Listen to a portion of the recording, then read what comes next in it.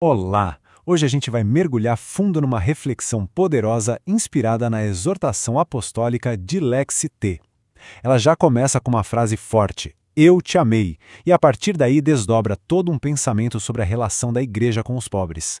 Vamos juntos entender o que isso significa na prática? E bem no coração dessa nossa análise está esse desejo que ecoa, né? Ah, como eu queria uma igreja pobre e para os pobres. Essa frase não é só um lamento, é um verdadeiro chamado. É a grande questão que vai guiar toda a nossa exploração de hoje.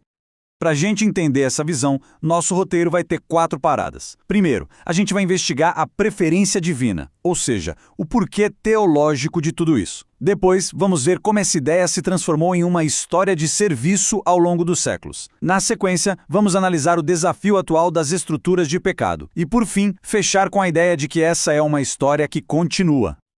Então vamos lá, começando pela base, pelo fundamento de tudo, a tal da preferência divina. Aqui a conversa não é sobre política ou sociologia, ainda não. É sobre a raiz teológica mesmo, o porquê por trás desse compromisso todo. E a pergunta que não quer calar é essa: por que se fala tanto numa opção preferencial pelos pobres? De onde é que vem essa ideia que, para muita gente, soa até meio radical? Bom, aqui está um ponto que é fundamental para a gente entender. A opção preferencial pelos pobres é esse princípio que diz que Deus tem um olhar, uma compaixão especial pelos oprimidos. E o ponto-chave é o seguinte: preferencial não quer dizer exclusivo. A ideia não é que se ame somente os pobres, mas sim que se reconheça que eles têm um lugar especial no coração de Deus, justamente por causa da vulnerabilidade deles.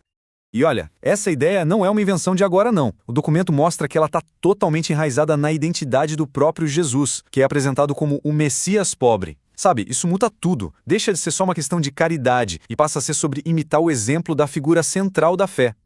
E os evangelhos estão cheios de detalhes sobre isso. Jesus nasce sem um lugar numa estalagem.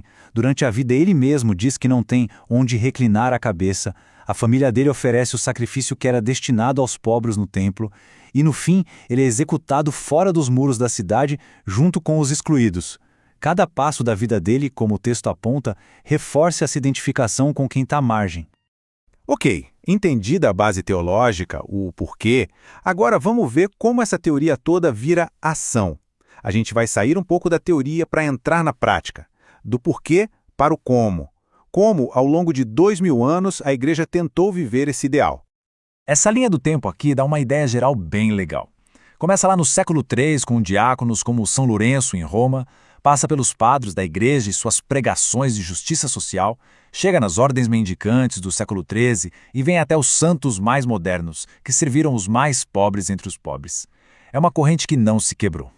Vamos dar um zoom num dos exemplos mais antigos e talvez um dos mais fortes: São Lourenço de Roma, um diácono lá do século III. A história dele é marcante. Quando as autoridades romanas mandaram ele entregar os tesouros da igreja, ele não apareceu com ouro nem com prata. Ele reuniu os pobres, os doentes, os marginalizados e disse: estes são os tesouros da igreja. É uma inversão total de valores, né? Define o que é a verdadeira riqueza de uma comunidade. Agora, vamos dar um salto no tempo, lá para a Idade Média, e encontrar outra figura que mudou o jogo: São Francisco de Assis. Com ele, a gente tem uma virada radical no jeito de viver a pobreza. E aqui está o pulo do gato da contribuição dele. Francisco não pedia só para ajudar os pobres. Ele chamava seus seguidores para servir ao Senhor em pobreza e humildade. Ou seja, para se tornarem pobres junto com os pobres. É uma solidariedade que busca quebrar a distância entre quem ajuda e quem é ajudado. Muito bem, vamos trazer essa conversa toda para os dias de hoje. Como é que essa tradição de séculos se aplica aos desafios do século XXI? O foco agora muda do como histórico para o que é a gente enfrenta hoje.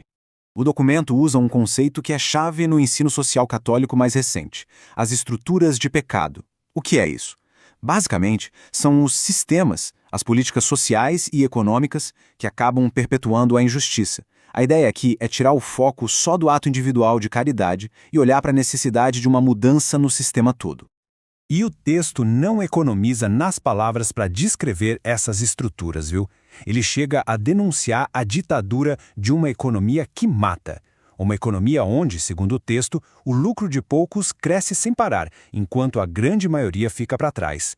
É uma crítica bem direta a um sistema que gera exclusão. Mas a análise não para na crítica, não. Ela também propõe um plano de ação positivo, especialmente pensando nos migrantes e refugiados. Um plano que se resume em 4 verbos: acolher, proteger, promover e integrar. É quase um roteiro prático para transformar a crítica em cuidado de verdade. E assim, a gente vai chegando ao final da nossa reflexão. A mensagem do Dilexi Chi não é sobre um passado distante e glorioso, é sobre uma história que continua, sobre um desafio que continua tão urgente hoje quanto era séculos atrás. E tudo isso nos deixa com uma pergunta final para refletir. Se a verdadeira riqueza de uma sociedade ou de qualquer comunidade é medida pela forma como ela trata os seus mais vulneráveis, como fez São Lourenço há quase 2000 anos, quais são os nossos tesouros hoje? Onde a gente os encontra e, principalmente, como é que a gente está cuidando deles? A resposta para essa pergunta, no fundo, define não só o nosso presente, mas também o nosso futuro.